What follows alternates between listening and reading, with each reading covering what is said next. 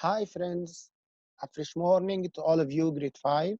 Today we are going to learn a new lesson, a wonderful lesson about what do scientists do and also what are types of scientists. So open your book, page 322. In our book, page 322,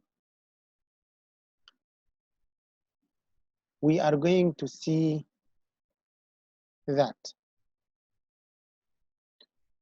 number one, it will tell us about the steps that scientists follow to invent or discover anything. Actually, if they are going to invent or discover anything, they are following steps. These steps started by observation. While they are observing, they are collecting data. While collecting these data, they are going to write it down. From where they collect data, what they are going to do with this data, that's what we are going to learn this time. First, I'm going to upload the page 322, and I have a wonderful video for you. In this video, we are going to learn much about that. So, what do scientists do? Scientists invent everything, find solution of many problems. Each device, each seat around you is created or invented by a scientist. This is a fruitful of a scientist thinking, of a scientist method or way. What might a scientist do to find how giant tube worms interact with their environment? Here we have this tube worms underneath water at depths of the ocean. So the scientist would observe first closely using probes or using anything, any tools that help him to observe. After that, scientists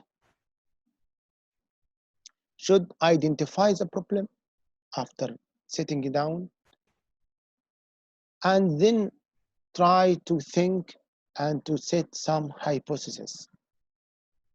So he has a problem. He should have a decision to solve this problem. Solving the problem will be through new ideas. First, he should collect data about the problem. The collecting data or the process of collecting data will be through observation and write down information. He can use sources to help him, but these sources should be reliable because he will, after studying these sources and get the information, he will set his hypothesis. A hypothesis means an idea or a statement. Start by if then. For example, if there is no corona, then we will go to school. If I have enough money, then I'll buy something from a market. Like that. This is called hypothesis. In order to understand these three steps which we are speaking about today, we are going to watch this wonderful video. Hi friends, today's lesson is what does a scientist do? Now scientists are very busy, they do quite a bit. So we're going to take a couple lessons to talk about different things that they do. Today's lesson is all about making observations. Our learning goal for today says, I can explain how to make an observation, just like a scientist. Now, let's think about those words, making observations. Observations, oh, that means to see or notice something important. Now, we're not just using our sight to make an observation. We're actually going to use all 5 of our senses. Think way back in your good brain to kindergarten when we talked about 5 senses. Can you think of the 5 senses? Press pause, see if you can come up with all 5, and then press play to check yourself. Okay, ready? Did you come up with all 5? All right, so here they are. taste, touch, hearing, smell, and sight. How'd you do, friend? Oh, good job. Don't worry if you forgot a couple. It's tricky to remember back to kindergarten. So, scientists make observations using their 5 senses, and they're going to notice things that are important. All right, let's try it out, shall we? Now, here's a video of a leopard grasshopper. As we watch the video, I'm going to use my 5 senses to make observations. I'm going to write them below, right next to the different types of senses. All right, here we go. All right, so I'm going to start with sight. I'm looking really closely, and I see that he is orange, red. He has black spots and black stripes. He has big black eyes and long, thin legs. Now, if I were to touch him, oh, he's also shiny. Whoopsie, I just noticed that too. Now, if I were to touch him, I would see that he has really smooth wings. That probably helps him to fly better.